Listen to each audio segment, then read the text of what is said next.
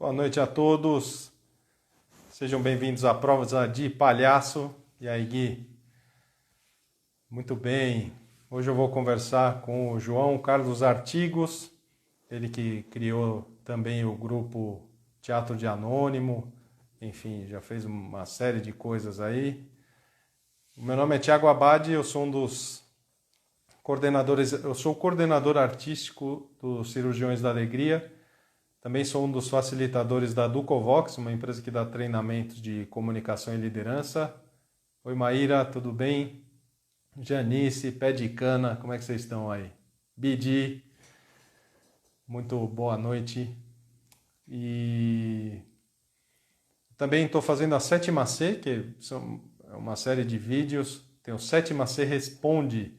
É só você gravar um vídeo com a sua pergunta, pode ser uma dúvida do universo, ou uma dúvida nem tão profunda, mas a gente jura e promete que responde a todos, nem sempre com conhecimento sobre isso.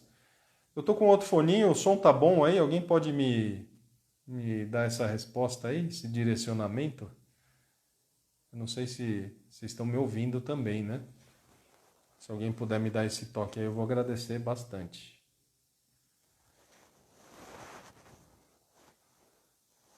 Joia. Eu acho que esse joia é isso. Boa. Olá, boa. Que ótimo. Obrigado. Vamos aguardar o João entrar aí. Ele entrando, eu convido ele para a prosa. Eu estou fazendo essas prosas, eu vou até o dia 1 ou dia 3 de setembro. Ainda não sei ao certo, mas vai até isso. Eu tenho vários compromissos e eu vou fazer um curso no mês de setembro, não vai dar certo. Ficou parecendo... Pode ser, né, Janice? Por que não, né? Eu já vi você tomando uns vinhos aí, eu não posso falar muito, né? Mas não, a Pé de Cana é a companhia. Companhia Pé de Cana. Vamos ver o João se ele aparece por aí. Se ele demorar um pouquinho, eu vou conversando com vocês. Se demorar um pouquinho, aí eu abro outro, tá? Pra gente ficar com um tempo legal de live, senão só tem uma hora. Se perder muito tempo, aí dá zebra. Eu não sei como é que vocês estão aí de atuação como palhaços. Tô vendo que tem uns palhaços entrando aí. Não sei como é que vocês estão de atuação, se estão parados, se estão fazendo coisa. Eu estou fazendo bastante coisa, tudo online, no hospital. O CCIH, que é o que controla infecções, acabou pedindo para a gente dar uma interrompida na atuação, e eu acho super justo, né? Enfim, eu, ser humano, gostaria muito de estar lá, inclusive com os profissionais da saúde, porque a gente se sente parte da equipe. Mas, como os cirurgiões é uma associação e responde diretamente ao hospital, foi decidido isso, também é super prudente, né? Em respeito ao artista e também aos pacientes. Deixa eu ver aqui, se eu não manjo muito disso, deixa eu ver se eu consigo chamar ele aqui. Vamos lá. Não, eu tenho que esperar ele entrar mesmo.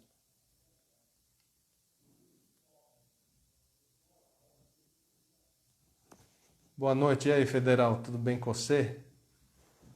Doutora Baliza Calota, tudo bem com você? Tá sempre aí nas lives também, muito legal. Mussarela tá aí. Gente, eu vou fechar essa live aqui, deixa eu ver se eu chamo o João lá. E aí, Federal? Boa noite. É isso aí, cara. Solenta. É nóis, Solenta. A Solenta, nós vamos conversar dia 1 de setembro. Talvez seja a última ou a penúltima. Eu ainda preciso definir isso. E aí, Mussarela? O João entrou aqui. Beleza. Deixa eu convidar ele aqui. Pera aí.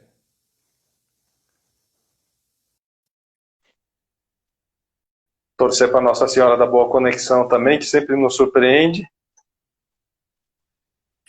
Pensou que eu não vinha? E aí, João? Eu falei que eu ia abrir outra live, que eu falei, pô, deixa eu abrir para Para não ter não perder tempo, né?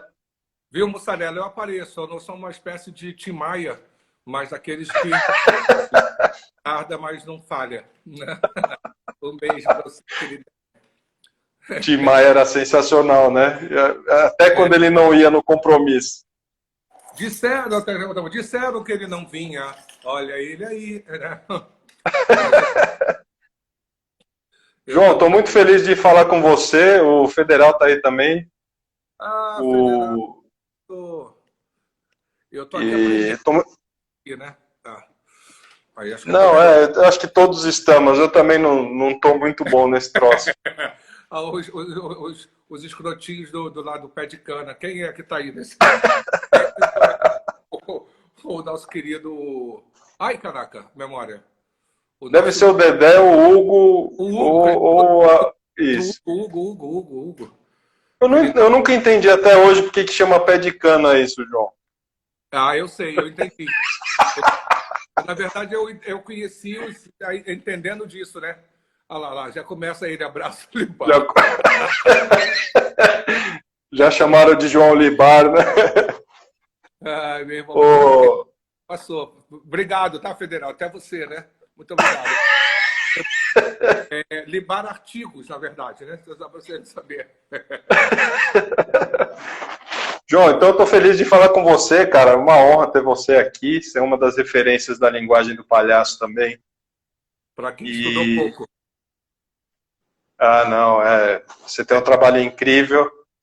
E eu queria saber como é que você chegou no palhaço. Você já Caramba. estava na arte? Como é que foi isso? Eu. Cara, eu cheguei no palhaço porque.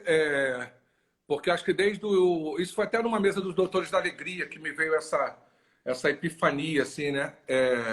Que eu acho que eu queria ser palhaço desde os 4 anos de idade, mesmo sem saber nada, quer dizer, não ter nenhuma referência familiar de circo, nenhuma referência familiar de arte, assim, no modo, né, digamos, clássico, no teatro, não tinha ninguém O mais perto era um tio que foi jogador de futebol do Botafogo. Então, na verdade, então não era muito um ideal a ser buscado, né? Mas, enfim, mas eu quis ser jogador de futebol. Mas eu cheguei no palhaço porque foi, acho que, essa minha necessidade das relações humanas. Eu sempre tive todas as minhas opções ou sonhos né, de profissionais, assim, de vida, sempre esteve ligado a um fazer, a um proceder, a um ofício ligado à questão né, ligado às questões das relações humanas. Por exemplo, eu quis ser padre, né, e graças a Deus eu parei na porta do seminário e decidi não ser padre, né? Deus E sabe o que faz, João. aí, Deus sabe o que faz. Deus sabe o que faz, né? Deus escreve tortas por linhas tortas, né? E aí eu acho que essa busca me levou e aí do segundo grau por conta isso que eu fui reprovado em inglês e francês. Eu entrei, eu acabei mudando de tudo e comecei a fazer teatro na escola. E aí se formou o Anônimo e aí do Anônimo a gente tinha uma pesquisa voltada para o teatro antropológico, né, das referências nossas culturais. E aí a gente estava atrás de uma antropologia, salve Lau Santos. Lau Santos é uma dessas referências quando a gente estava aí, desse comecinho aí, que eu estou falando que a gente estava no teatro antropológico, essa coisa do teatro de pesquisa. E a gente caiu dentro da antropologia brasileira. Aí vamos estudar capoeira, aí nosso Elinga está aí, estudar essa questão da brincadeira, estudar aí como jongo, enfim, várias outras coisas, o samba reggae. E aí a gente, atrás dessa... E a gente, e a gente foi para a rua, né? Só fazendo um recorte, eu sempre vou fazer várias elipses, mas eu te juro que eu vou voltar para o mesmo ponto. A Ótimo. primeira experiência teatral assim foi quando surgiu o Anônimo. A gente estreou com um espetáculo chamado Anônima, que inclusive foi por isso que o grupo se chamou Anônimo. E era um drama, um texto do Wilson Saião. E aí a gente, Marcira, a gente tem que falar, hein? Apresentou e aparecia eu chorando. Tinha uma cena que eu não esqueço isso. Eu falava, minha mãezinha morreu. E a plateia ria copiosamente. E a gente não entendia por que aquilo estava, né, trabalhando, Stanislavski, aquele negócio todo. Blá, blá. e as pessoas riram. Fizemos 3 apresentações disso, caímos, desistimos logo. Foi a melhor experiência que tivemos dessa. E a gente foi para a rua, fazer o teatro de rua com essa perspectiva que eu estava te falando, antropológica. E aí a gente tinha, quer dizer, todo o grupo de teatro antropológico, de pesquisa daquela época, todo mundo tinha que andar de perna de pau, que já era um elemento circense, era o único elemento circense meio que unia, né? Como todo palhaço toca acordeon, começa por sanfoninha de ouro, lá no teatro antropológico tem que andar de perna de pau. E a gente queria um pouco mais, a gente já estava na rua, tinha o Curatu, que era um espetáculo que foi num processo da poesia popular participativa, que a gente trabalhando aqui, pesquisando nos poetas que veio da geração mimeógrafo, daquela época lá dos anos final, né, anos 60, 70. E a gente falou, cara, precisamos de mais espetacularidade. Tinha toda a questão do teatro panorâmico, aquela referência a Eisenstein, não sei o quê. E a gente falou, cara, o circo, o que pode mais? Ele fala rápido, eu falo rápido, mas não pode. É porque você é down, não, download. Download. Ele só tem 1 hora de fala. Nós fomos atrás dessa espetacularidade no circo. E aí a gente descobriu a Escola Nacional de Circo, nesse momento. E a gente chegou na Escola Nacional de Circo atrás dessa espetacularidade, e eu lembro que nessa época eu já não podia fazer o curso normal de circo, né? Porque naquela época a idade máxima era 18 anos, eu já tinha 20 anos, 21 anos, sei lá o quê. Eu já era velho. Então, eu lembro, as 2 meninas entraram na escola, no curso normal, e a gente começou a pesquisar, conseguimos uma bolsa para fazer reciclagem lá da Escola Nacional de Circo, e a gente descobriu o ator desse espetáculo circense, desse espetáculo popular, era o palhaço. E tinha tudo a ver com a nossa perspectiva de um grupo de atores o nosso olhar, a gente não se reuniu em torno de um diretor, né, que é uma coisa meio clássica dos grupos de teatro, mas a gente era todos nós na perspectiva do trabalho do ator. E o ator desse espetáculo circense era o palhaço, que tinha uma mesma perspectiva, quer dizer, a gente fez essa ponte que era a relação direta com o espectador, a coisa da quarta parede, era esse lugar sensível, esse lugar da brincadeira que já nos encantava, né?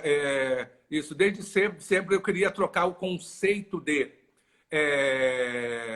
de treinamento por brincadeira. Isso é a minha pesquisa até hoje, é descobrir esse brincar, essa ideia do jogo, né? Que eu acho que é essa grande técnica. E a gente começou a experimentar. A escola de circo não ensina palhaço, né? Porque tem aquela máxima que palhaço não se ensina. E talvez hoje até posso dizer que nada se ensina, né? O meu filho, ele tinha mais ou menos uns 3 anos de idade. Eu estava no carro com ele e daqui a pouco ele proferiu uma frase, né, que compunha aí um pensamento, um entendimento, que eu falei assim, uau, como assim? Falei, quem te ensinou? Aí ele, não, ninguém me ensinou. Falei, não, quem te ensinou? E ele, não, ninguém me ensinou. E eu não me contava, falei, cara, como assim? De onde você tirou isso? Aí ele falou assim, pai, ninguém me ensinou, eu observei. E para mim esse é o sentido, né? Talvez seja isso. O sentido para mim da escola, inclusive até hoje, um dia se eu tivesse esse processo de escola, que acho que está perto,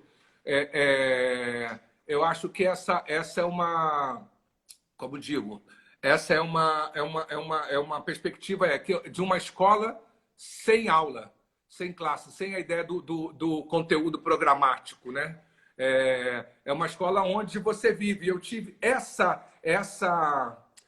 vontade, né? Isso. E eu tinha um conjunto de amigos, né? De companheiros de estrada, que todos pulsavam essa mesma necessidade. A grande escola nossa foi fazer.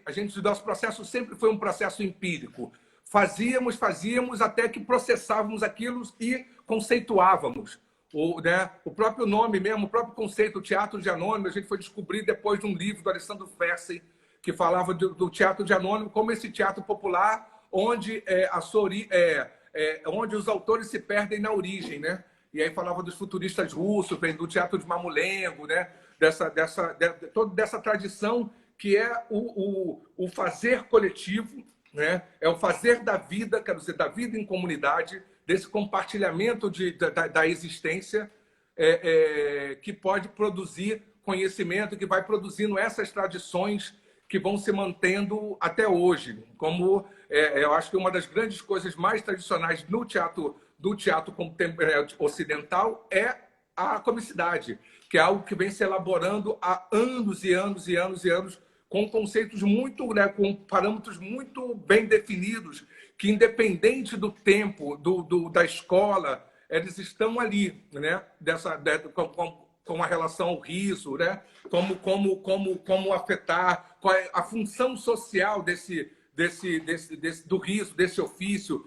Tudo isso são coisas que eles vêm acontecendo desde sempre, e eu costumo dizer, Ubuntu, irmão, é isso. Sou porque somos, cromossomos.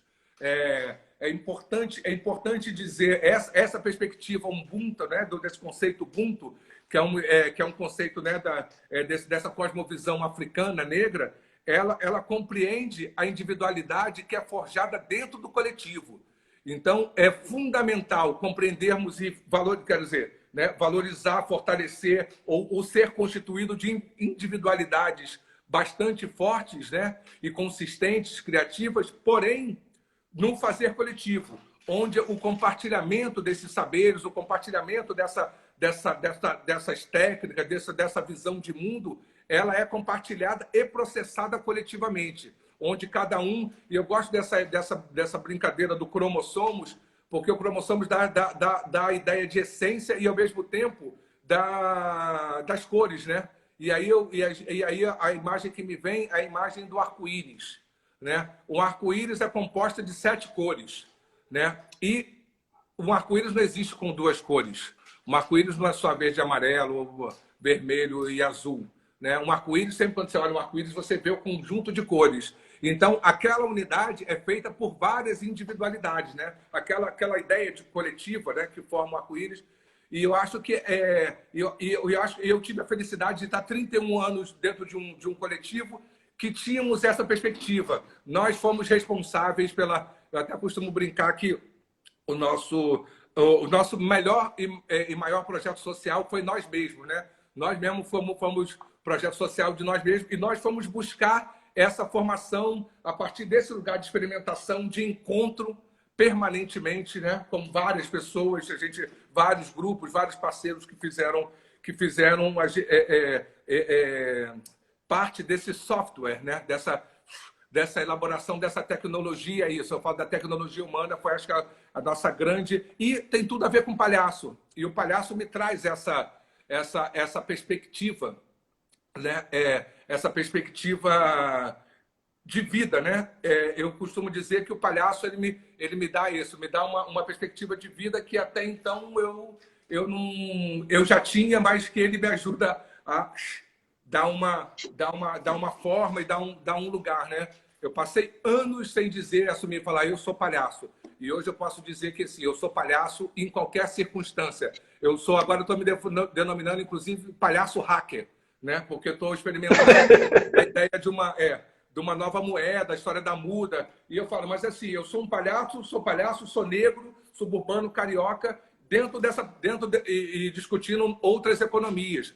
Porque isso também foi uma outra coisa fundamental que com a chegada do palhaço, a chegada do circo, o circo é um espetáculo negócio, né? É um espetáculo, um fazer artístico familiar e que todo mundo é responsável pela sobrevivência, né? É um exercício estético, mas que tem a ver com essa função social e que tem a ver com a sustentação daquele conjunto de pessoas que estão ali. Né? E gerador de várias... Isso, você imaginar o circo quando chega na cidade, é um acontecimento, é um fenômeno, né? Que pega a mão de obra dali, muda a característica toda daquele lugar. Então, foi assim que eu cheguei no palhaço e por esses motivos, né? Foram esses, talvez, alguns dos pontos, né, que eu poderia dizer aqui que são, para mim, fundamentais até hoje, né, para eu me manter vivo e feliz. Ô, João, eu sempre fico falando que o palhaço está se enfiando em tudo que é lugar, né? Ô, beleza, hein? Pena que esse troço não passa ainda umas coisas. Não passa, não. Pode deixar o meu.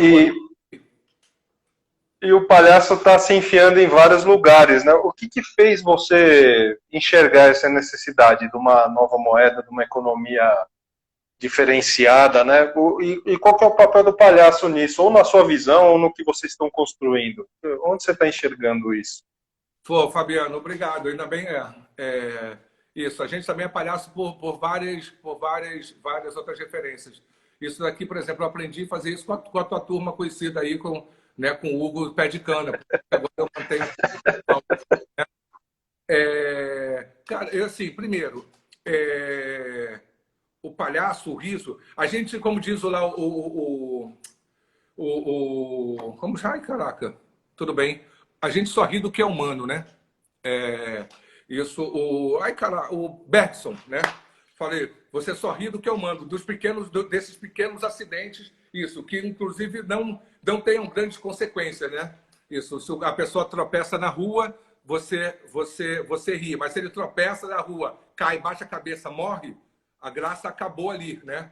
Porque, né, tem esse lugar da humanidade. E se nós só rimos do que é humano, porque ninguém vai rir de um copo, a não ser se esse copo nos der alguma perspectiva de humanidade. Então, voltamos de novo para a questão da humanidade. Aonde está situado, para mim, a grande chave do riso? Logo, todo mundo é palhaço. A diferença entre a gente e, sei lá, e o meu filho, ou as pessoas lá, lá da Muda, Picadeiro, Muda, outras economias, que eu ganho a vida como palhaço. Mas todo mundo é capaz de fazer rir. Eu poderia ser um palhaço da vida. Quantas pessoas você falar, ele é um palhaço porque ou aquele tio, aquela tia que diverte todo mundo sempre, né, nos jantares familiares, do Natal.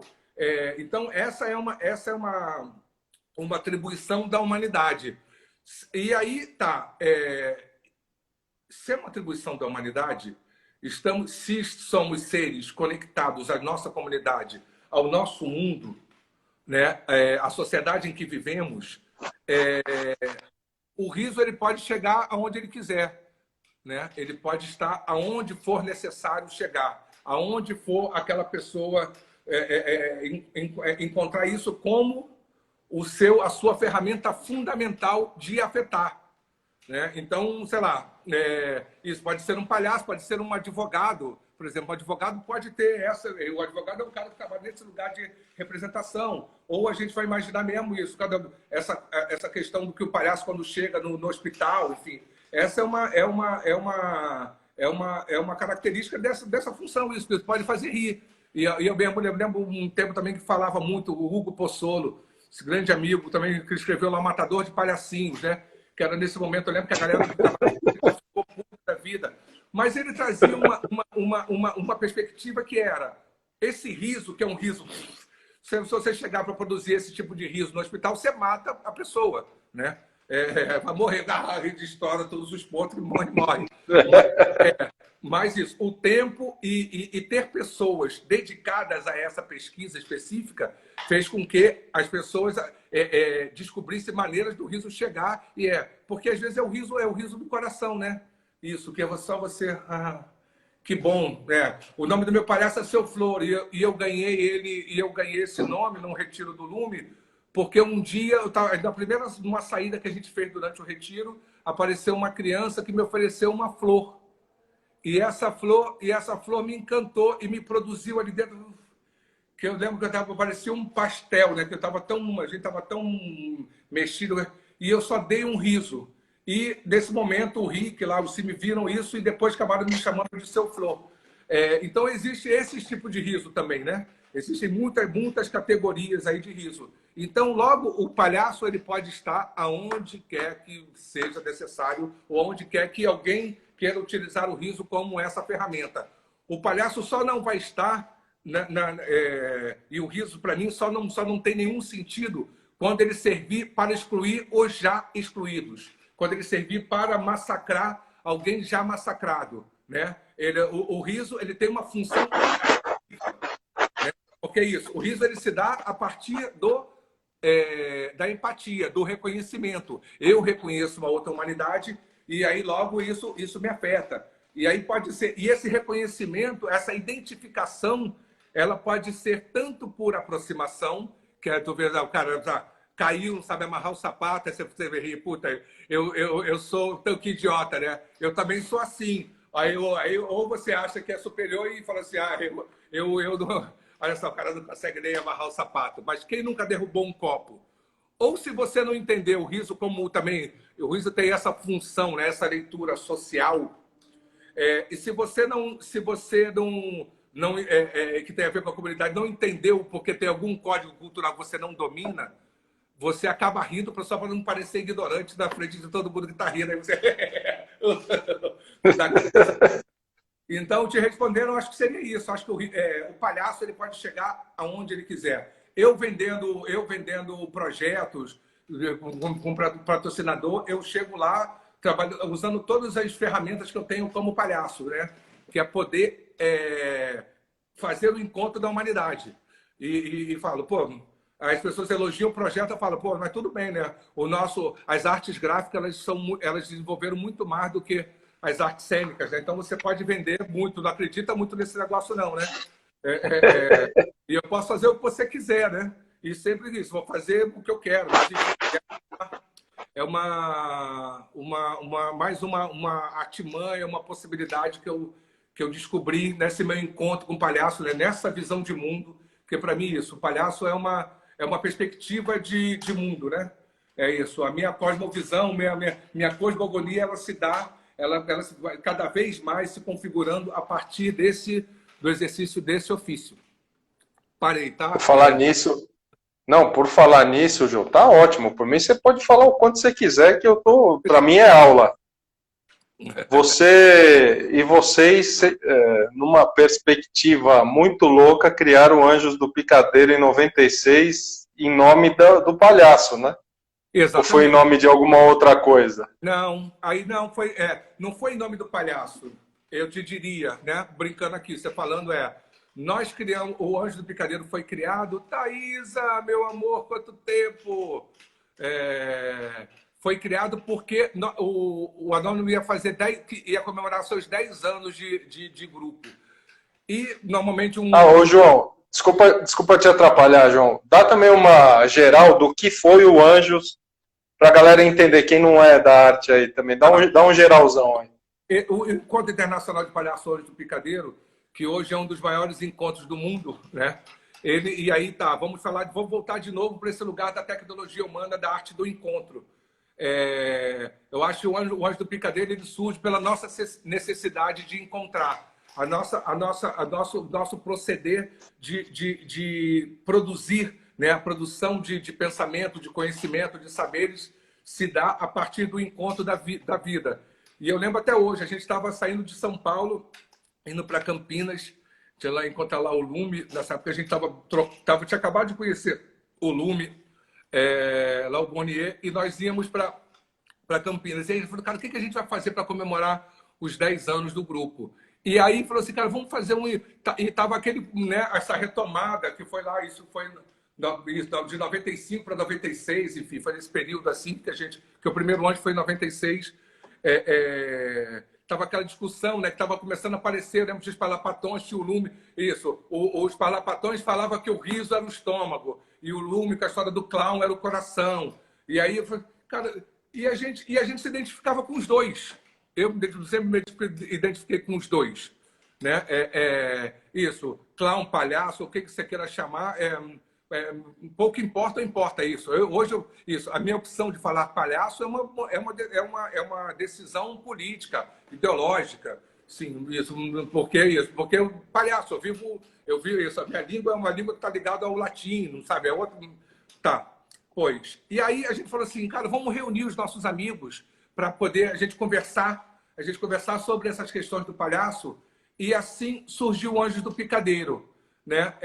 Roberta, olha só que linda essa cantora maravilhosa também, que é outra que também trabalha nessa arte do encontro, que está na rua, está no metrô, tocando samba, cantando, né?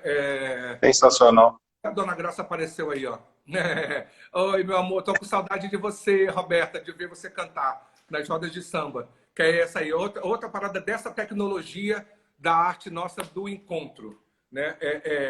E aí a gente falou, vamos reunir. Aí a gente convidou o Lume, a gente convidou os Parlapatões, convidou quem? Convidamos o Antônio Nóbrega, aí tinha os grupos aqui do Rio, as Marias da Graça, os Irmãos Brother. Aí nesse ano também veio os Seres de Luz, que a gente tinha acabado de conhecer. Ah, Nega tá aí também, a minha parceira palhaça negona, lá de Brasília. Ana Luísa Bela Costa. Te amo. E quem mais? Ah, e nessa época a gente estava com contato com os Palhaços Sem Fronteira, nessa época a gente estava querendo trazer o Palhaço Sem Fronteira para cá. E aí os Palhaços Sem Fronteira mandou um palhaço chamado Moshikoi, que é um estadunidense judeu que tem um trabalho com clown e butô, que é bem interessante. E ele não simplesmente chegou aqui, ele estava vindo da Europa, mas só que ele é estadunidense, precisa de visto. E ele chegou, passou um dia no aeroporto e não entrou, né? Putz. E tentou Brasília, tentou de todas as coisas possíveis e não acabou não rolando. Ele voltou. Então isso e eu lembro que tinha um amigo Toto que estava aqui também fazendo reciclagem italiano, que isso me dava isso. Então o Anjo do Picadeiro já nasceu internacional porque a gente tinha esses amigos perto, né? E aí quando durante o encontro, todo mundo falou assim, cara, isso é uma necessidade grande. Vocês precisam continuar. Ele falou assim, peraí, pelo menos deixa a gente respirar, vamos fazer Bienal, vamos...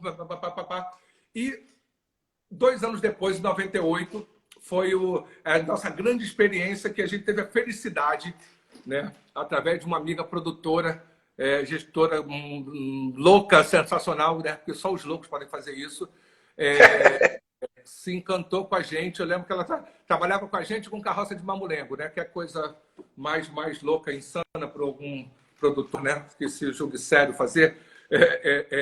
E ela levou o projeto para o Sesc São Paulo. E o Sesc São Paulo comprou a ideia do Anjo do Picadeiro. E aí foi algo assim sensacional que a gente conseguiu. Aí a gente reuniu 200 pessoas com todas as condições, todo mundo com cachê, todo mundo bem alimentado, sabe, com passagem. A gente chegou ao luxo, digamos assim, que foi... A gente tinha um ônibus que saiu de São Paulo e do Rio de Janeiro e tinha uma hospedagem lá coletiva numa escola. E as pessoas podiam ir de graça só para assistir o Anjo do Picadeiro. E nesse mesmo ano a gente tinha conhecido o Nani Colombaione, lá que a gente foi... Eu fui eu e Márcio para lá. Isso deve ter sido em 98. Eu passei lá o carnaval lá, um dos carnavais mais frios da minha vida. Deixa eu ver aqui o negócio.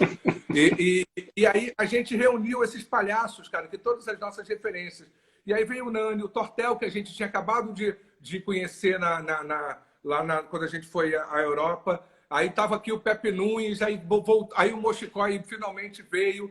O Tchaco, que eu tinha conhecido numa viagem ao Riac, na França, no sul da França, foi a primeira vez que eu fui para a Europa, eu e a Angélica. E a gente juntou, e fora todos os dias. Aí estava lá o La Mínima, estava lá os Parlapatões, etc. e tal, as Marias da Graça, enfim. A Companhia do Público, que que Deus a tenha, essa companhia que já o grupo acabou, que era sensacional, que era o Márcio, Sérgio Machado e o Júlio Adrião. E aí o Anjo se tornou essa... E foi algo que, justamente, naquele momento ali... Tem uma frase do Nelson Rodrigues que fala sobre a criação do Flamengo, né? Ele escreve sobre futebol de uma maneira muito épica e muito incrível. Ele fala assim, que o Flamengo surgiu porque no Fluminense não podia negro, não sei o que, né?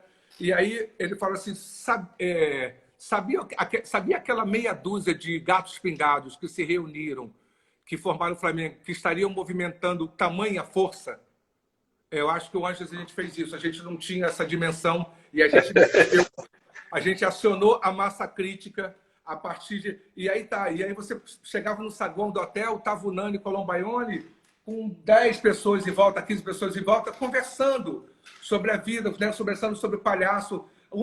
Em São José do Rio Preto, né? Que a gente... Olha só, aquele ano a gente fez São José do Rio Preto uma semana, na semana seguinte a gente foi para o Sesc Ipiranga, em São Paulo. Deslocou todo mundo. Foi um negócio muito incrível. E uma experiência inesquecível, né? Aquilo ali nunca, né? Acho que nunca mais, com certeza.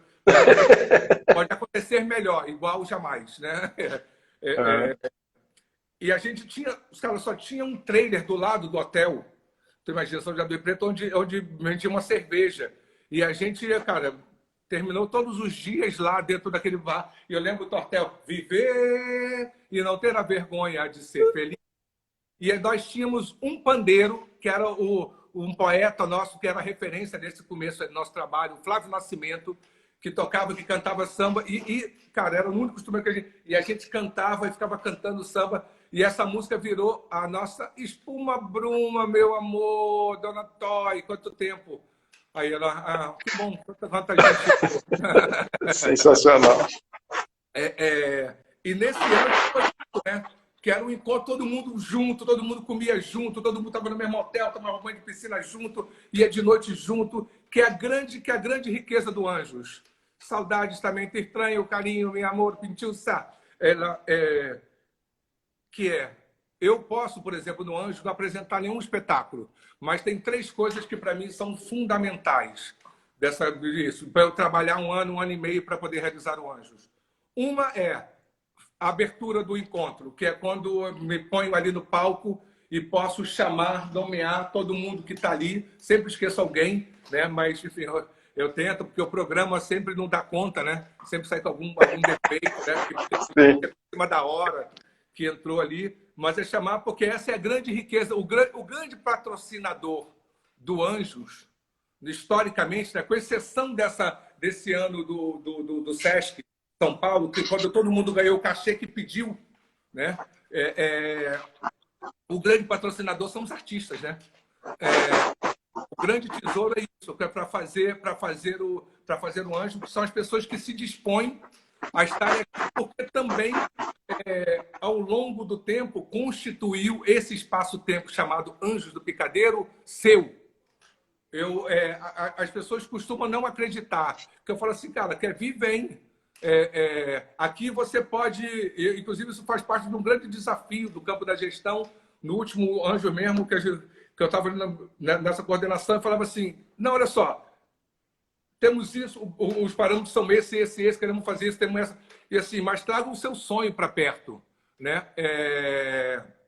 E aí as pessoas não acreditam que elas podem fazer o que elas querem, sabe?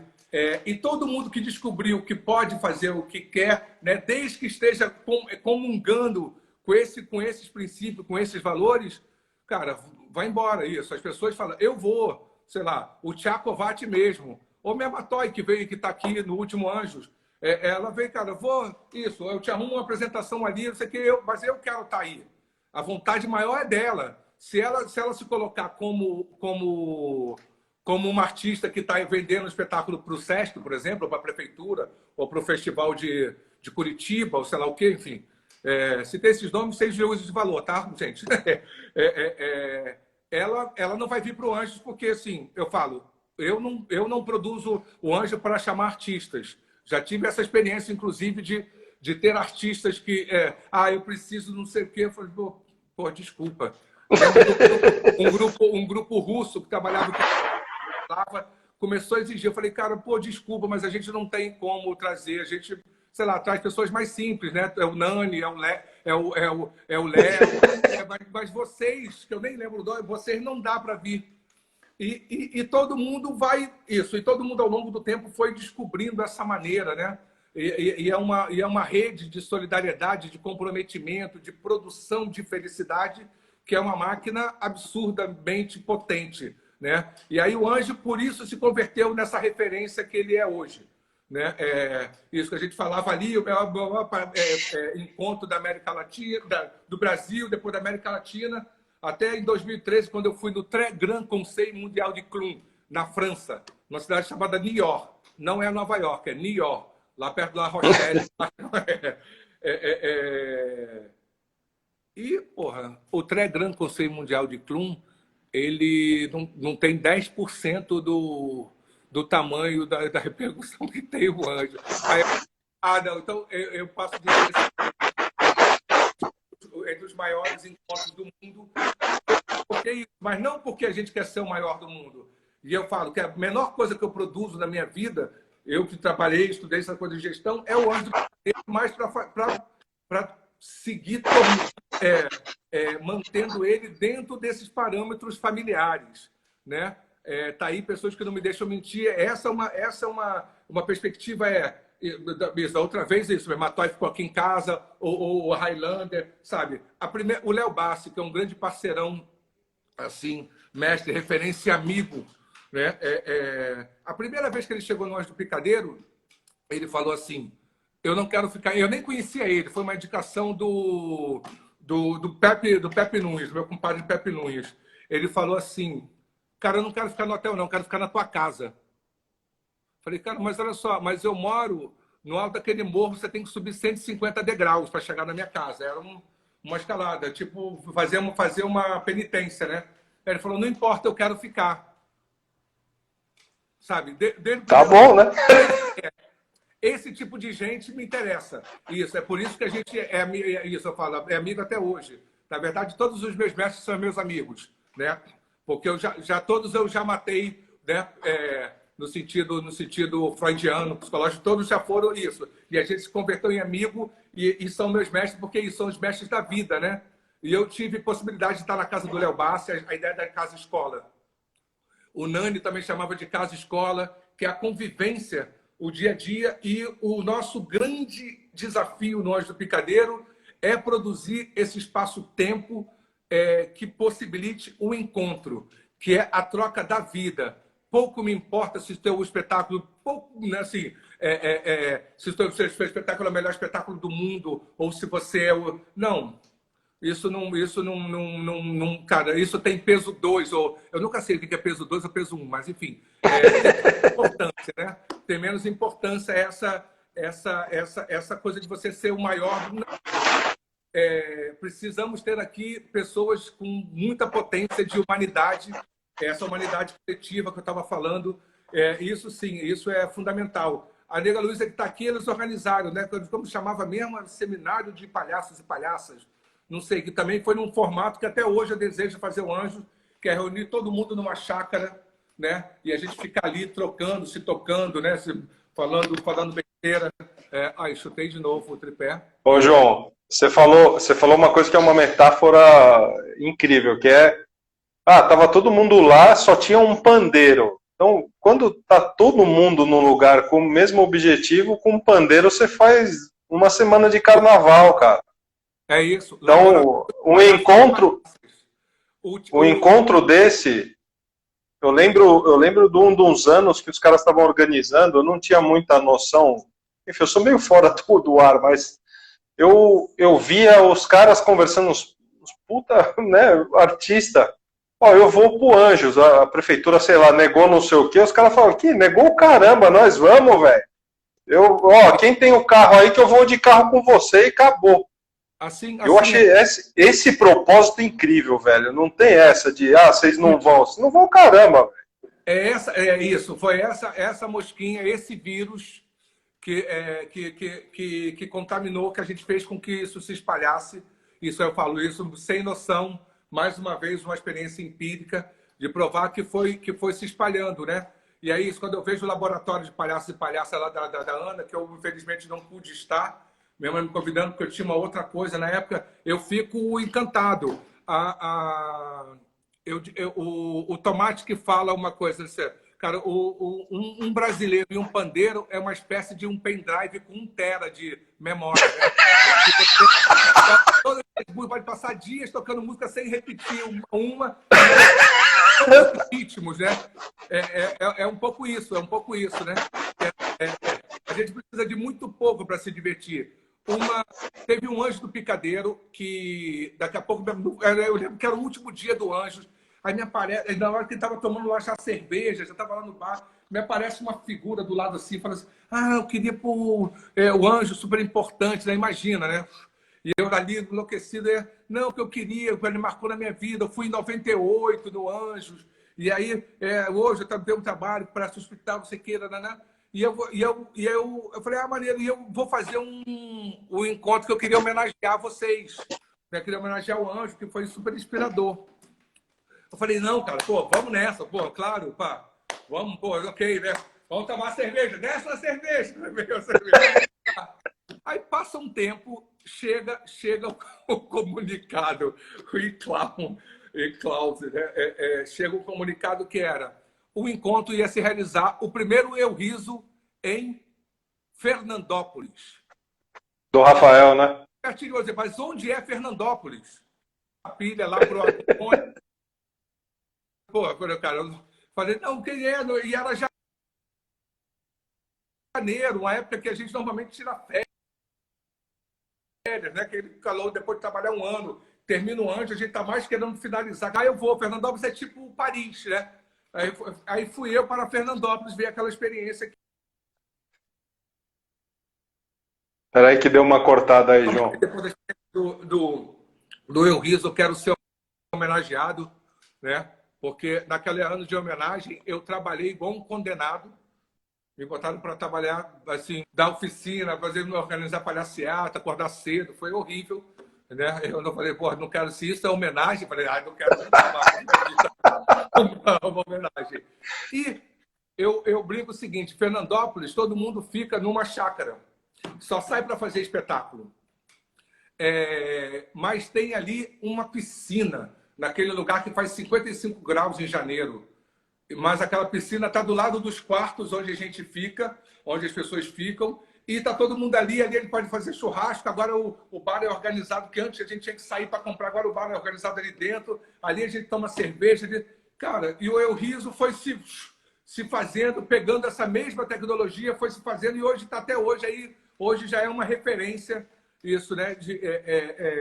Que se mantém a partir disso. Na verdade, inclusive, esse para mim é o grande desafio deles, né? Lá da galera que está tocando, que é cuidar cuidar das humanidades, cuidar dessas diferenças, respeitar e valorizar essas diferenças, entender que o grande combustível, na verdade, a grande matéria-prima para a produção de conhecimento, de saberes e tudo mais, ela está ligada à diferença, né?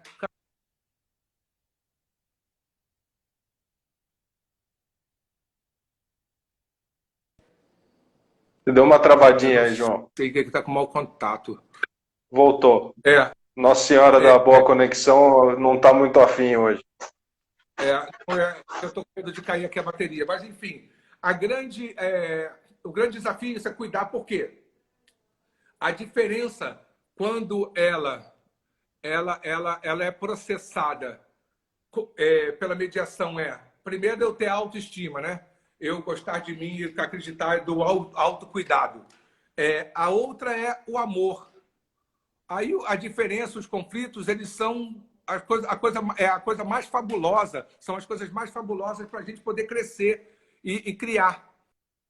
Isso que eu estava falando lá do encontro lá. Eu acho que tem esse desafio, que é saber como lidar com aqueles conflitos e manter essa essência.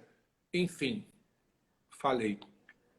Ô, João, você tem também o solo, né? Que é o... Começou como Homem-Bomba, aí agora ele é Cabeça de Negro. Isso. Como que você montou isso? Como que você montou o seu espetáculo? Foi com esses encontros com mestres ou não? Veio da sua cabeça e você começou a trabalhar? Então, o Cabeça de Negro, ele na verdade, que é um ano bem marcante na minha vida, porque ele nasceu, eu estreiei em 2007, mas eu lembro que em 2006, mais ou menos, ou 2005, sei lá o quê, eu estava nesse processo, né, daquelas crises existenciais, e eu estava com uma parada na cabeça. Lelê Marins, meu amor! Eu estava com uma coisa na cabeça, que eu tinha encontrado com o Léo Bassi no Festival em Brasília, lá no Festival em Brasília. Eu falei aí porque eu acabei de ver a Lelê, que é de Brasília, né? A cabeça vai funcionando nessa velocidade. E aí o Léo Bassi, quando terminou essa oficina, ele falou assim: poxa, João, cara, você tem um poder, que ele trabalhou, é um conceito, inclusive, eu peguei para mim, um poder sensual que eu nunca vi manifestado nos espetáculos que eu tinha até então com o grupo. E você devia desenvolver isso. E eu fiquei com aquela parada na cabeça, né? Eu falei, cara, Poder sensual, e que ele falava disso. E o poder sensual é isso, é o poder que cada um de nós, isso, o que nos caracteriza, né? Isso, quando a gente tem autoestima, autocuidado, a gente vai justamente identificar o nosso poder sensual, que é o poder que temos de afetar o outro, né? É o poder que sai do nosso afeto para afetar o outro, né? Então, está falando isso, é o nosso poder de falar aos sentidos, né? E eu fiquei com aquilo na cabeça, aí eu liguei para o Léo, falei, pô, Léo, estou precisando, vou tirar um tempo aqui de, né, umas férias sabáticas, estava querendo ir aí para te encontrar aí na Europa, naquela época ele morava em Maiorca, Palma de Maiorca, para ver tuas oficinas, enfim, escrever, dar essa estudada, ver teus espetáculos. Aí o Léo vira para mim e fala assim, cara, olha só, eu nem dou oficina, nem guardo a oficina, só dou oficina quando vou no Anjo, né? Esse negócio de oficina é coisa de brasileiro. E tem um espetáculo só marcado no final do período que eu ia estar lá, que eu podia estar lá, né? Mas olha só, mas a minha casa está aberta para ti. Aí eu falei, porra, ok, então eu vou. E aí eu fui para lá para encontrar com ele, para o Léo encontrar com ele. E aí, cara, o Léo é uma figura muito generosa. Cheguei na casa dele e a gente começou a falar, né? E é uma figura que pensa nisso o tempo inteiro, né? O tempo inteiro ele está processando esse ofício dele lá. E começamos até um dia que ele me perguntou, pô, tu não gostaria de montar um espetáculo? Aí eu falei, não, Léo, imagina, eu não quero montar um solo, né? Montar um espetáculo solo, não, eu sou de grupo, papapá. E aí me perguntou uma, duas, na terceira vez eu falei, cara, falei eu mesmo, tu tá com medo de quê, né? De montar um solo. Quantas pessoas do mundo gostariam de estar aqui agora sendo dirigido pelo Léo Bassi? E aí eu resolvi aceitar, né? E aí a gente montou o Homem-Bomba, a partir dessa dramaturgia que a gente montou lá. E, cara, foi uma experiência incrível, foi minha primeira vez para ir para o mundo, para eu poder falar desse jeito que eu falo, né? Aqui, né? Proferir meus pensamentos, falar das minhas referências, enfim. Mas depois de, sei lá, uns 3 anos de carreira do espetáculo, ele me trazia uns desafios que eu ainda não dava conta. Que, inclusive, fez com que até o Léo não tivesse satisfeito, não ficasse satisfeito com o resultado.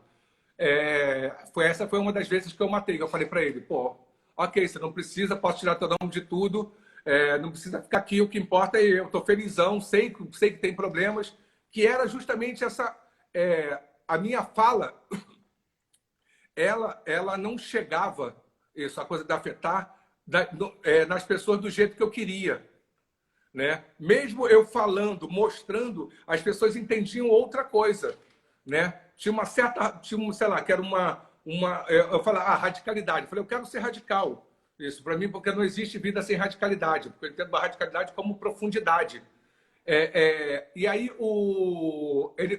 eu falava uma coisa que eu relativizava. Né? Eu falava, cara, estamos aqui, estamos indo para jogo. Não era uma luta entre o bem e o mal. Mas era uma luta, isso. Tem coisas que eu acredito, tem coisas que eu não acredito. Mas ninguém ouvia isso. Todo mundo, quando ia para a crítica, as pessoas só tinham ouvido um lado desse discurso. E aí eu pensei, uai, mas esse é um desafio que é meu, né? Não é... Ainda surgiu.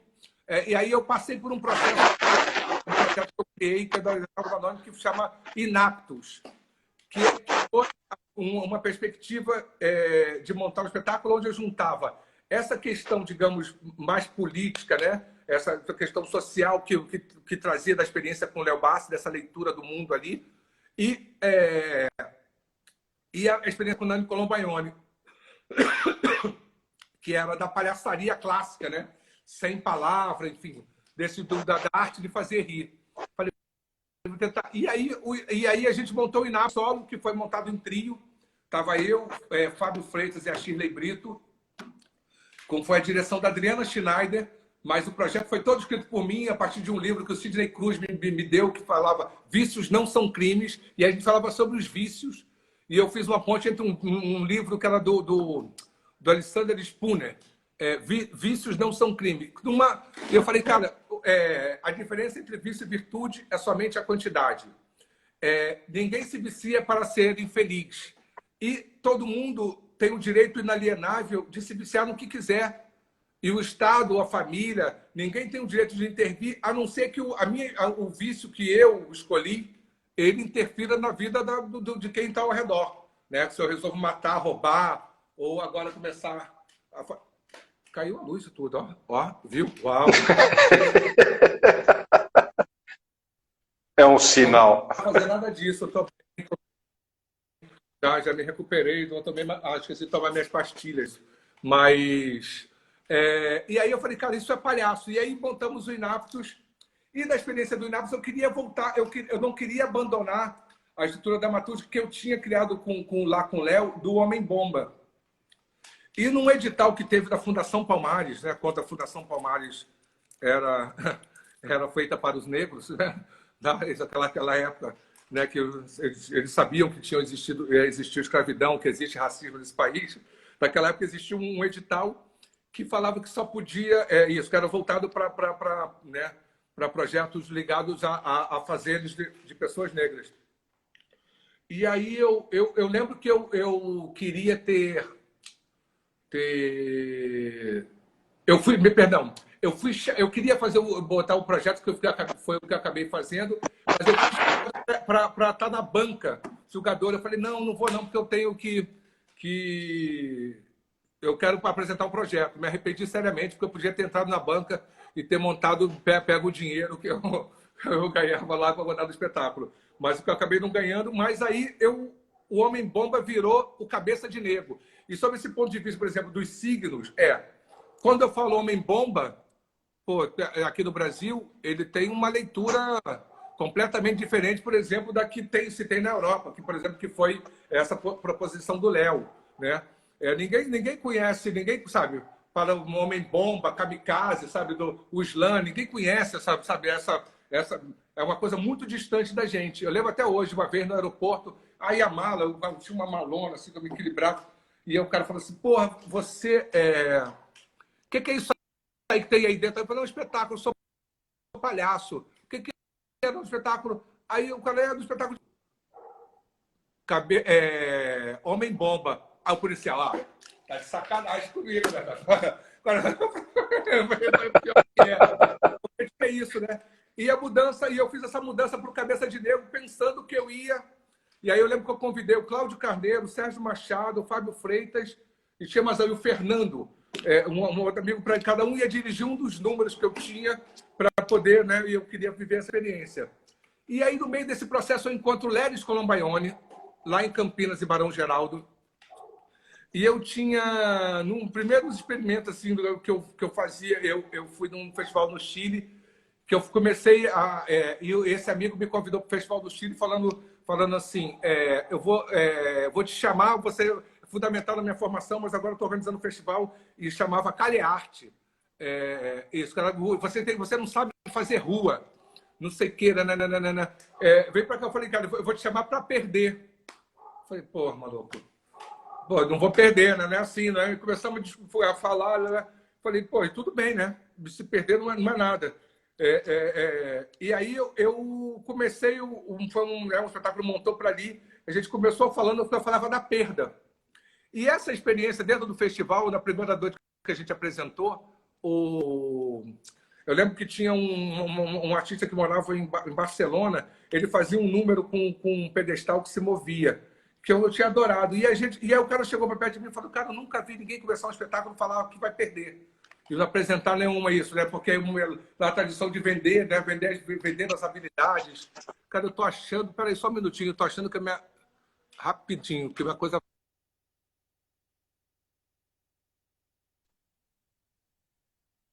Tá ligado, ok. Porque tá toda hora... E, João, toda hora saindo. João, falta um minuto só. Puta, o tempo é... Eu quero te agradecer demais, então vou deixar esse último minuto para você falar e fazer suas considerações finais também. Falta 50 segundos. Você viu porque eu falo tudo rápido? Porque depois, se você não entender... Você não, é sensacional. Então, o que eu queria dizer e aí dessa troca ele me deu esse número. Aí quando eu encontrei o Ledes, aí eu passei um tempão atrás de uma porcaria de uma antena de carro. E eu perguntei, Ledes, você conhece esse número aí? Como não? Sim. E aí, quando ele foi me dar como fazia o número, ele me deu um espetáculo, porque era uma sequência, era um número de argolas, sabe? Era toda uma dramaturgia. E eu falei, caraca, como vou fazer isso? E aí, no final das contas, foi esse processo que originou o Cabeça de Negro, que só ficou um número mesmo, que era o número do cachorrinho lá, o Cambala. E estamos aí até hoje brincando, fazendo